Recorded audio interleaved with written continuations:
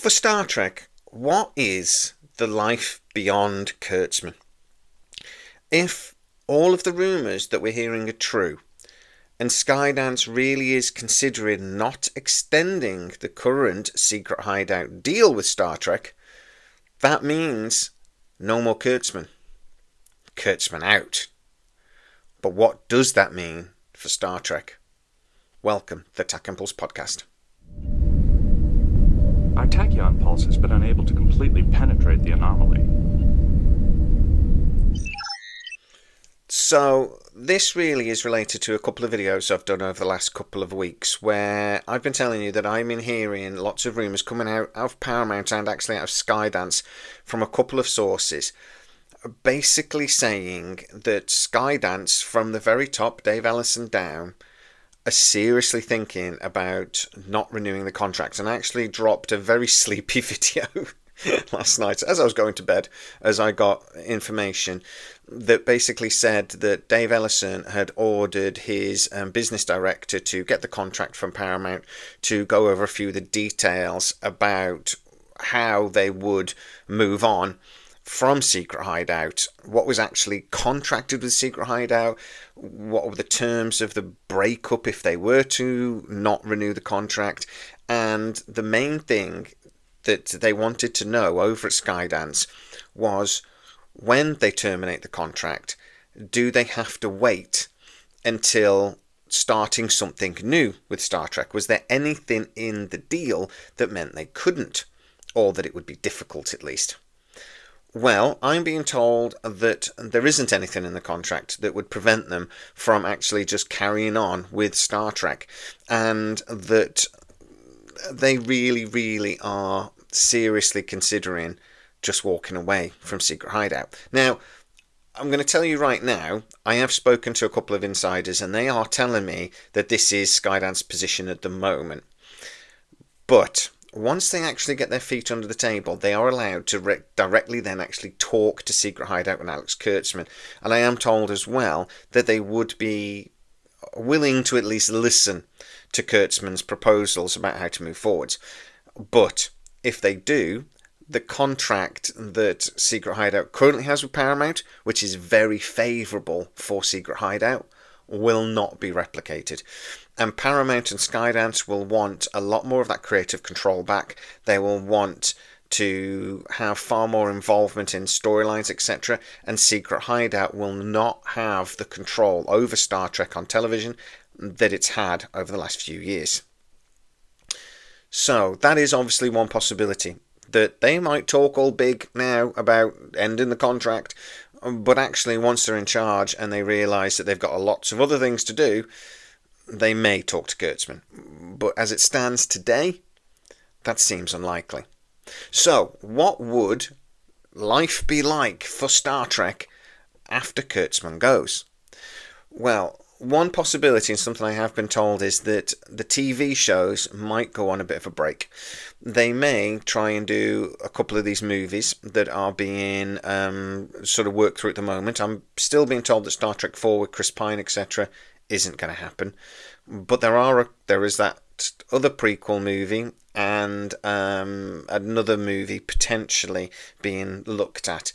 These would be cinema movies, not Secret Hideout straight to Paramount movies. The idea being to maybe get a little bit of excitement built around Star Trek again and try to have a separation between Secret Hideout and whatever future project they decide to do. Now, they will have to probably have some sort of deal with Secret Hideout to make this a nice, clean break.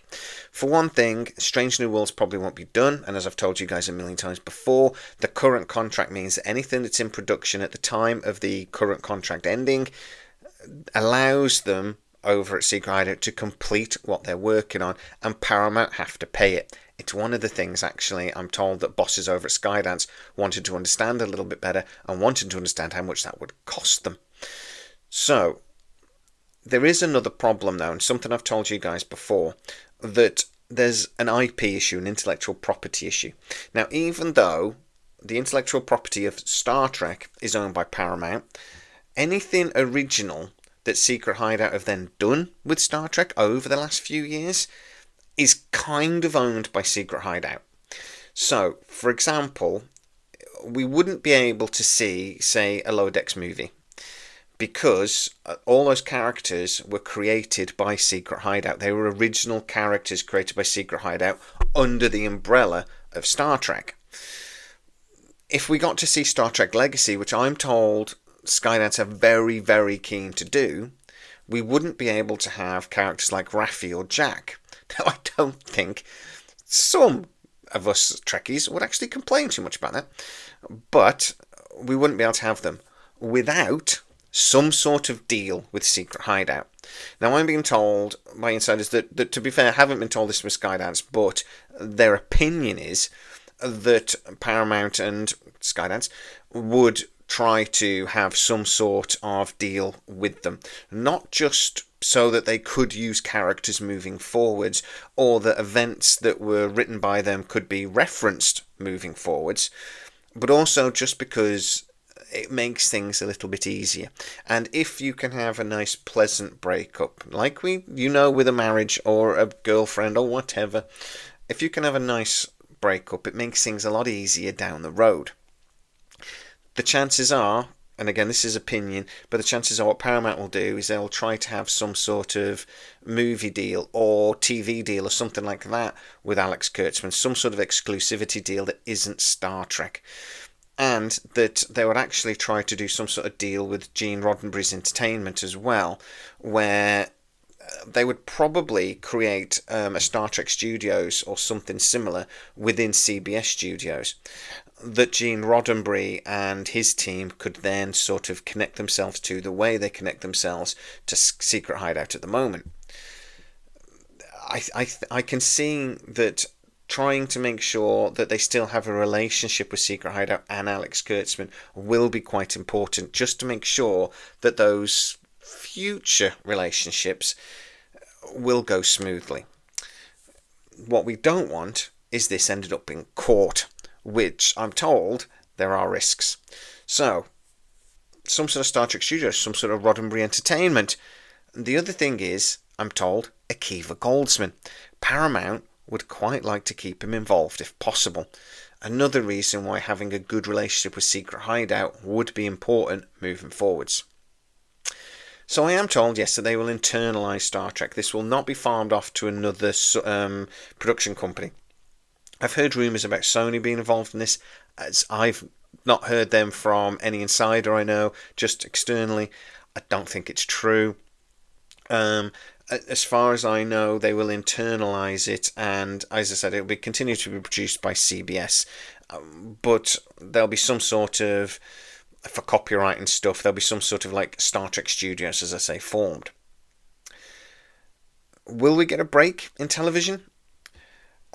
I think we will get a break of some sort, but whether that is 2 or 3 years while they set something up after the deal with Secret Hideout ends, because I see they're not allowed actually under the contract to formally sign any contracts, etc., with anybody else, and they're not really supposed to start working on anything while this contract exists. It is an exclusivity deal of Star Trek.